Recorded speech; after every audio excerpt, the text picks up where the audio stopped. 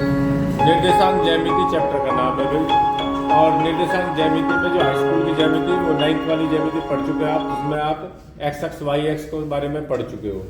उसमें चतुर्थांश के बारे में पढ़ चुके हैं आप कि चतुर्थांश क्या होता है। 4 चतुर्थांश है ना निर्देशांक में, कोऑर्डिनेट जो बोलते हैं हम, एक्स एक्स वाई एक्स होते हैं इसमें। तो अब इससे आ गया है इसमें दो बिंदुओं के बीच की दूरी का सूत्र। जो हाई स्कूल वाली कोऑर्डिनेट ज्योमेट्री है उसमें सबसे पहला क्या है, दो बिंदुओं के बीच की दूरी का सूत्र। तो दो बिंदु यदि हमारे पास है x1 y1 तथा x2 y2 के बीच की दूरी, बीच की दूरी ज्ञात करने का सूत्र क्या है भाई, under root x1 minus x2 का वर्ग प्लस y1 माइनस y2 का वर्ग। इसी के ऊपर एक दो क्वेश्चन आ सकते हैं आपके बोर्ड एग्जाम में। एक दो क्वेश्चन, एक तो आने आना है, ऑब्जेक्टिव क्वेश्चन तो आएगा ही आएगा, और वैसे भी आ सकता है। तो इसमें पहला क्वेश्चन है, ये दो बिंदु दे रखे हैं 2,3 और 4,1, इसके बीच की दूरी ज्ञात कीजिए। तो बीच की दूरी का सूत्र ऊपर लिख ही रहा है, निकाल देंगे बीच की दूरी under root x1 minus x2 का वर्ग यानी 2,2 माइनस 4 स्क्वायर प्लस 3 माइनस 1 का स्क्वायर। इसे सोल्व कर लोगे आप तो 2 में से 4 गए माइनस के 2 का स्क्वायर प्लस 3 में से 1 गए 2 का स्क्वायर। ये आपको हो जाएगा 2 का square 4 plus 4 is equal to under root 8। और 8 को लिख सकते हो आप 2 मल्टीप्लाई 2 यानी 2 रूट 2। इस तरह से दो बिंदुओं के बीच की दूरी निकाल सकते हो। अब एक क्वेश्चन मैं अपनी तरफ से लिख रहा हूं भाई, बिंदु 3, 4 की मूल बिंदु से दूरी ज्ञात कीजिए। अब की बार दो बिंदु नहीं दी है, हमें केवल एक बिंदु दिया, लेकिन क्या कह दिया गया है कि मूल बिंदु से दूरी ज्ञात कीजिए। तो दूसरा मूल बिंदु के निर्देशांक हमारे पास होते हैं 0 0, तो इसके 0 0 से दूरी ज्ञात करनी है। इसमें पहला बिंदु तो हमारा हो गया 3,4, लेकिन दूसरा बिंदु कौन है, मूल बिंदु, ओरिजिन कहते हैं जिसे हम, उसके निर्देशांक होते हैं 0 0। मूल बिंदु के निर्देशांक 0 0। अब इन दोनों के बीच की दूरी ज्ञात करनी है हमें। समझ बात आ गई भाई। तो बीच की दूरी कितनी हो जाएगी, अंडर रूट 3 माइनस, ये आपका x1 है, ये y1 है, ये x2 है, y2 है, 3 माइनस 0 का वर्ग प्लस 4 माइनस 0 का वर्ग। थोड़ा सा घुमाने वाला क्वेश्चन है, बिंदु ना देकर मूल बिंदु बोल देता है। तो ये भी आ सकता है ऑब्जेक्टिव में। 3 का स्क्वायर 9 हो जाएगा, 4 का स्क्वायर 16 हो जाएगा, 16 9 कितना होता है भाई 25, और 25 का कितना बार आ जाएगा 5। तो इस बिंदु की मूल बिंदु से दूरी हो जाएगी 5। ठीक है भाई। क्वेश्चन है एक्स अक्ष पर वह बिंदु ज्ञात कीजिए जो 2,-5 और -2,9 से समदूरस्थ है, समान दूरी पर है। और वो बिंदु किस पे है, एक्स अक्ष पर। तो एक्स अक्ष पर कोई भी बिंदु लेते हैं तो वहां एक्स का मान तो होता है, लेकिन वाई का मान क्या हो जाता है 0। तो क्या लिखेंगे हम भाई, माना एक्स अक्ष पर वह बिंदु x, 0 है। इसकी इस वाले बिंदु से 2,-5 से और -2,9 से समान दूरी पर है ये बिंदु। तो ये तो मान लिया हमने, हमारा P है, ये A है और ये B है। इन्होंने कहा है PA बराबर है PB के, ठीक है। और जब PA PB के बराबर है तो PA का स्क्वायर भी बराबर हो जाएगा PB के स्क्वायर के।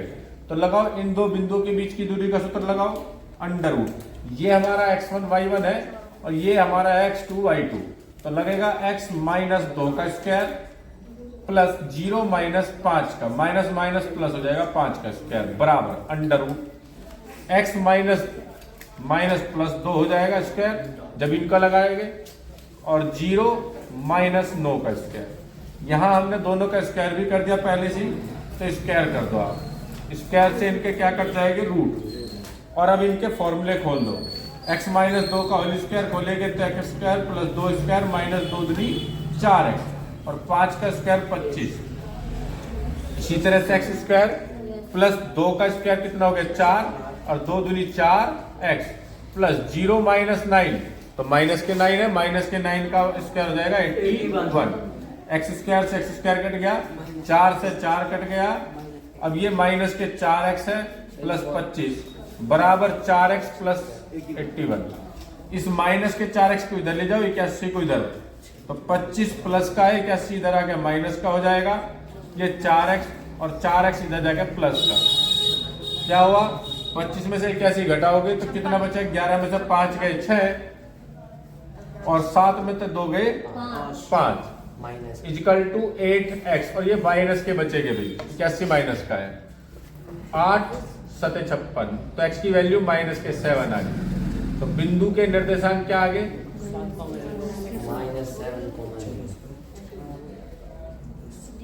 माइनस के 7,0। इस तरह से इन क्वेश्चनों को हल कर सकते हैं। देखिए भाई विभाजन सूत्र, अंतः विभाजन यानी बिंदु x1 y1 तथा x2 y2 को m1 m2 में अंतः विभाजित करने वाले बिंदु P के निर्देशांक, ये विभाजन सूत्र है। और अंतः विभाजन एक होता है बाह्य विभाजन, एक होता है अंतः विभाजन। तो ये अंदर विभाजित कर रहा है ना, बाह्य विभाजन में बाहर होता है। तो इस एक्स वाई के निर्देशांक ज्ञात करने हो में, तो x बराबर होता है m1 x2 इधर का अनुपात इधर का निर्देशांक प्लस m2 x1 बटे में m1 प्लस m2 और y की निकाले के निर्देशांक, तो y बराबर m1 y2 plus m2 y1 बटे में m1 प्लस m। ये होता है अंतः विभाजन, एक होता है बाह्य विभाजन, है ना।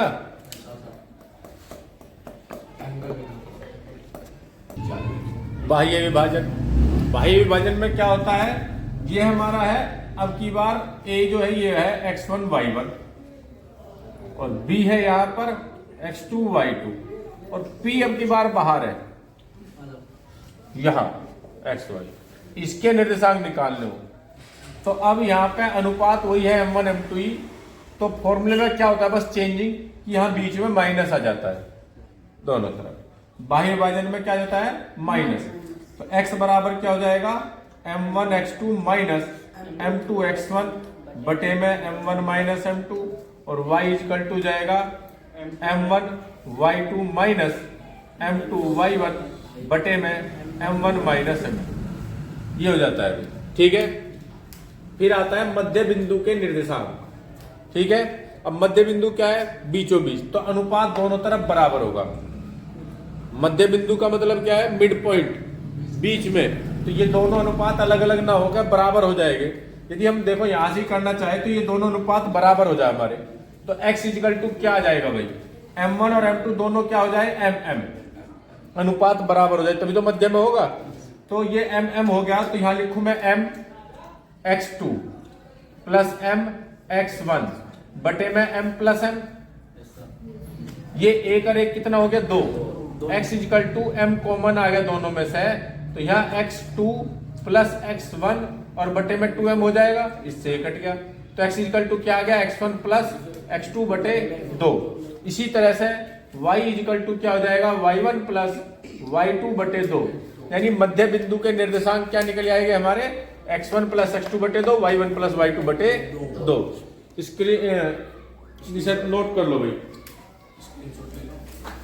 हाँ स्क्रीनशॉट ले लो जिसको समझ में नहीं आ रही हो, दोबारा पूछना हो तो पूछ लो।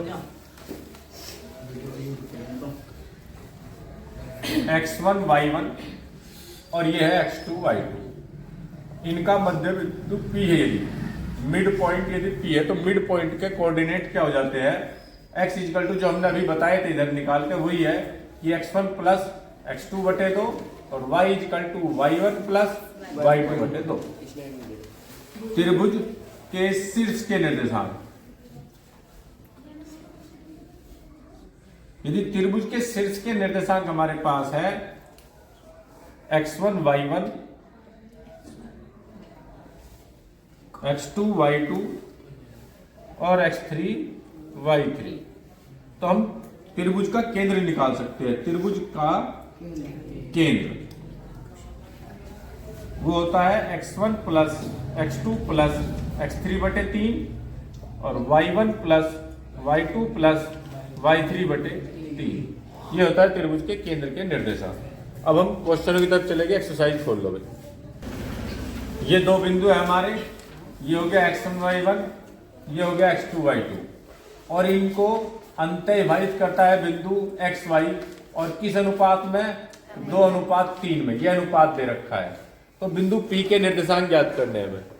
अंतः विभाजित बिंदु P के निर्देशांक। पहला क्वेश्चन है एक्सरसाइज 7.2 का।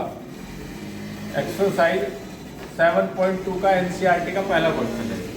तो x की वैल्यू निकालनी है। ये x1 y1 हो गया, ये x2 y2 हो गया। फॉर्मूला हमारे पास है m1 x2 plus m2 x1 बटे में m1 प्लस m2।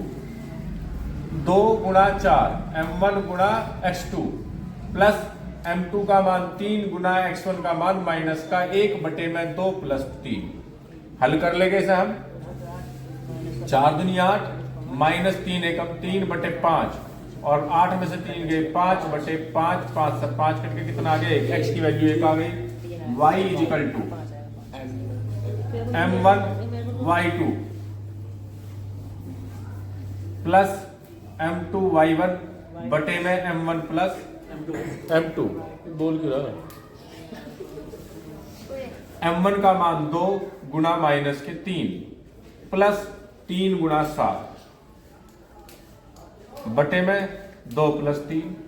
तो y इजिकल टू माइनस के 3 दूनी 6 प्लस 7 या 21 बटे 5 और 21 में से 6 गए तो 15 बटे 5, 5 तिया 15। तो y की वैल्यू हमारी आ गई 3 बटे। तो बिंदु P के निर्देशांक क्या आगे? बिंदु P के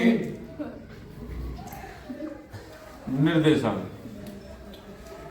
1,3। क्वेश्चन नंबर 4 है बिंदु -3,10 और 6,-8 को जोड़ने वाला रेखाखंड किस अनुपात में विभाजित? रेखाखंड को बिंदु -1, 6 किस अनुपात में विभाजित करता है? ये बिंदु इन दो बिंदुओं को मिलाने वाले रेखाखंड को किस अनुपात में विभाजित करता है? अनुपात ज्ञात करना है। तो इस तरह से करेंगे भाई हम। ये बिंदु है हमारा -3,10 और ये बिंदु है हमारा 6,-8 और यहाँ है हमारा P -1,6 और माना M1 M2 के अनुपात में विभाजित करता है। माना M1 अनुपात M2 में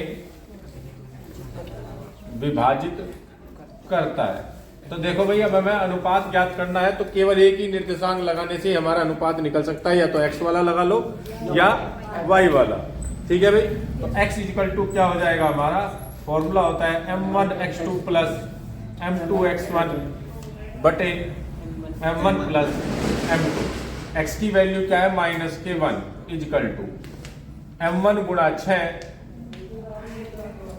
प्लस m2 गुणा -3 और बटे m1 प्लस m2। ये यहां से मल्टीप्लाई में चला जाएगा तो ये हो जाएगा -m1 -m2 और 6m1 ±3m2। ठीक है भाई। अब इसे m1 को इधर ले जाओ, m2 को इधर ले आओ तो ये m2 माइनस का है, 3m2 इधर आके कैसे हो जाएगा? ये प्लस के माइनस के, तो इधर प्लस के आ गया माइनस के m2 बराबर 6m1 माइनस का m1 इधर आके प्लस का हो जाएगा। तो ये हमारा क्या आ गया भाई? 3 में से 1 गए 2, m2 बराबर 6 और 1 7m1। 7 को अपोन में ले जाओ, m2 को यहाँ ले जाओ 2/7 इजिकल टू m1 बटे m2। ये अनुपात आ जाएगा भाई। ठीक है। इन दोनों में क्या अनुपात आ गया? 2:7 आ गया। बात नहीं भाई। वह अनुपात याद कीजिए जो जिसमें बिंदु 1,-5 और B -4,5 को मिलाने वाला रेखाखंड x अक्ष से विभाजित होता हो। पहले तो हमें अनुपात ज्ञात करना है कि x अक्ष इन दोनों को मिलाने वाले रेखाखंड को किस अनुपात में विभाजित करता है और फिर हमें उस विभाजन बिंदु के निर्देशांक भी ज्ञात करने हैं भाई। ठीक है। तो माना